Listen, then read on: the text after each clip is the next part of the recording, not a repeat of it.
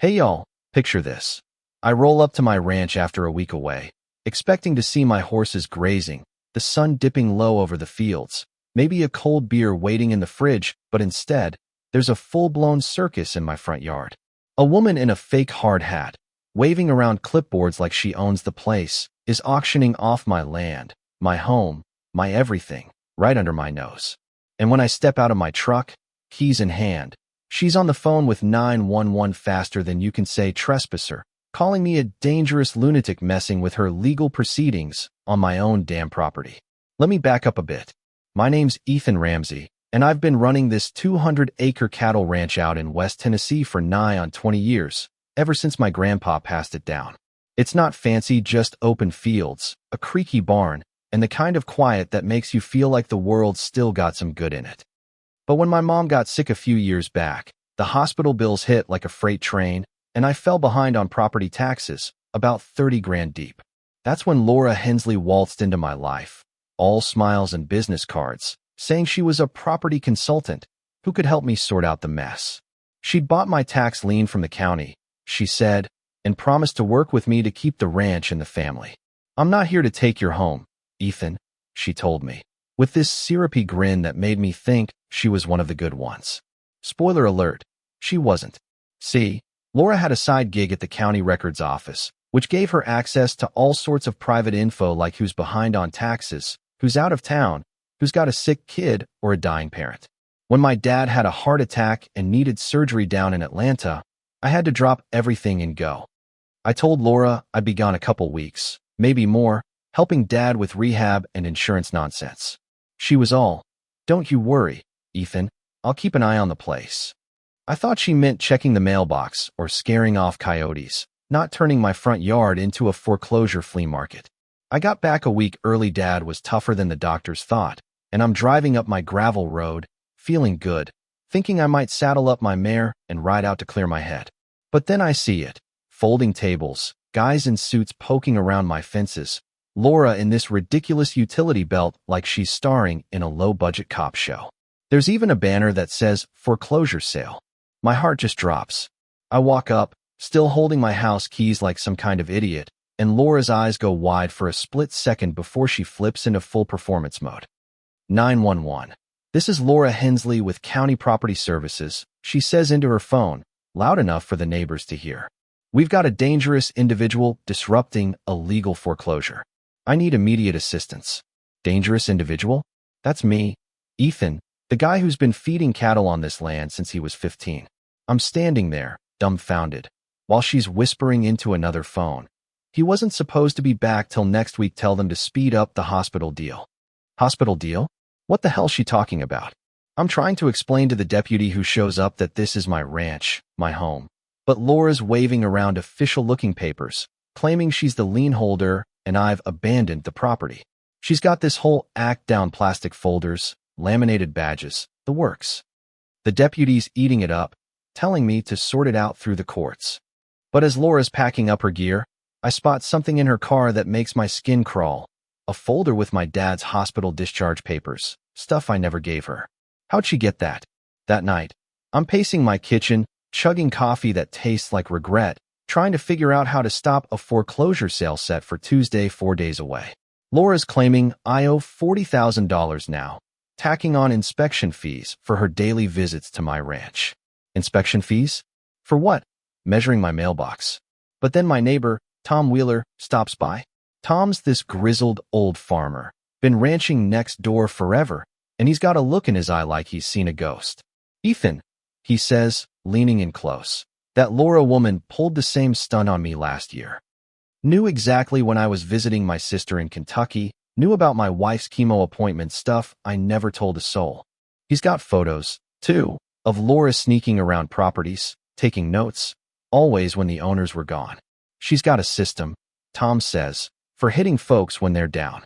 I dig into Tennessee tax law and find a lifeline, a 72-hour redemption period to pay off the lien, even after the sale's announced. But Laura's demanding cash I don't have, and something's off about her timeline. Why is she so spooked that I'm back early? Why is she talking about a hospital deal? I head to the county courthouse, pull the records on my lien, and find a bombshell, It was first sold to some outfit called Health Corp Realty for $1, then flipped to Laura. $1? That's not a business deal. That's a conspiracy.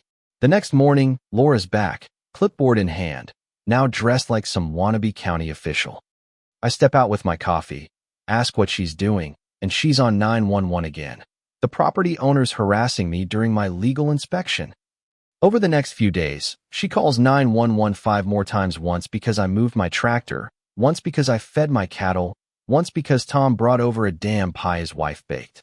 The dispatcher's starting to sound annoyed, like, "Ma'am, is this an actual emergency?"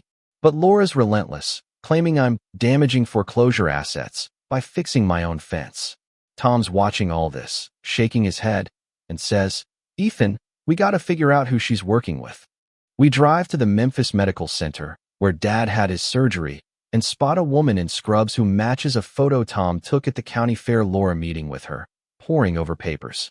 We get close enough to see her badge, Dr. Sarah Klein, head of patient records. This woman's got access to everything: admission dates, family contacts, travel plans. If Laura's getting info from her, she'd know exactly when folks like me are out of town, too busy to notice a foreclosure notice. Back home, I'm piecing it together. Laura's targeting ranches when owners are distracted by medical crises, rushing foreclosures, and flipping the land to Health Corp Realty for some big hospital project nobody's talking about. Monday night, I'm a wreck, knowing the sale's tomorrow. Tom's over, spreading out his evidence, photos, records, even a notebook he glimpsed in Laura's car with a list of 15 ranchers, my name marked in progress. 7 others are marked complete, families who lost everything while dealing with hospital stays.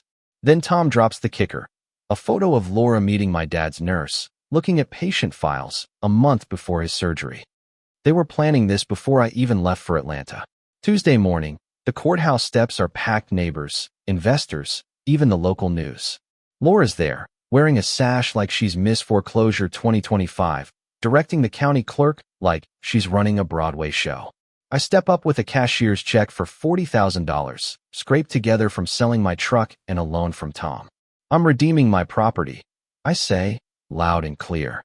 Laura's face goes white, but she recovers quick, waving her papers. "Too late, Ethan," she sneers. Redemption period ended at midnight.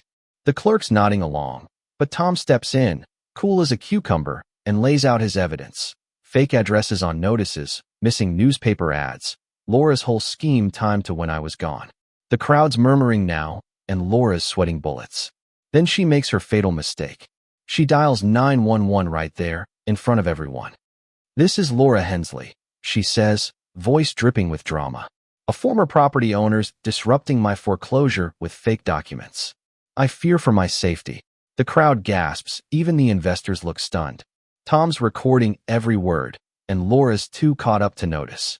"This property's critical for a major hospital expansion," she says, "and these delays are costing my investors millions." Boom. She just spilled the whole damn plot. The clerk's supervisor shows up, postpones the sale, and Laura's on her phone again, hissing, "Tell Klein we're switching to Plan B." The sheriff's deputy arrives, looking like he'd rather be anywhere else. Laura's spinning her tale, but the deputy's not buying it. He checks her credentials and finds her business license expired in Kentucky, not Tennessee. Then Tom hands over his folder, and the deputy's eyes go wide. Laura's still on her phone, yelling at someone named Greg. The sheriff's asking about my license, get Klein to send backup papers. That's when federal agents roll up, badges out, and I'm thinking, what the hell's happening? Agent Martinez pulls me aside, shows me a map with pins across Tennessee, Kentucky, and Arkansas, dozens of ranches targeted just like mine. "This is a federal case," she says. "Laura's part of a network stealing patient data to hit families when they're vulnerable. Turns out, Dr. Klein's been selling hospital records, tipping off Laura about folks like me, distracted by sick relatives. Health Corp Realty's a front for investors building a massive medical complex, snapping up land dirt cheap through fraud. And get this, my own bank guy, Greg Palmer, was in on it, feeding Laura info about my loans for a cut of the profits. I trusted that guy, told him about Dad's surgery, and he sold me out. Laura's arrested on the spot: fraud, racketeering, abuse of 911, the works. 6 months later, I'm in federal court, watching her sentencing. She's still playing the victim, firing lawyers, giving a PowerPoint about ethical property recovery.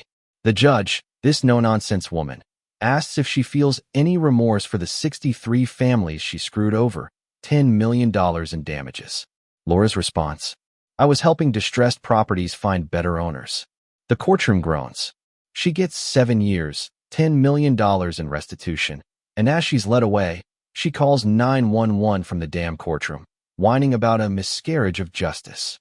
The dispatcher shuts her down. Ma'am, save the line for real emergencies. Even the judge cracks a smile. My ranch is clear now, and the restitution money let me fix the barn, buy new stock, even start a training program for local kids. Tennessee passed the Laura Hensley Act, tightening tax lien laws, and hospitals locked down patient data. Tom's a local legend, speaking at property rights seminars. But I'm still haunted by one question. Who's above Laura and Klein, pulling the strings? Agent Martinez says the investigation's ongoing, and I can't shake the feeling there's more to this. So y'all, what do you think? Was Laura just a greedy opportunist, or is there a bigger player we haven't caught? Drop a comment. Tell me your take on justice, betrayal, or if you've ever dealt with a Laura in your town. Smash that like button, subscribe for more wild stories, and I'll catch you in the next one. Stay real.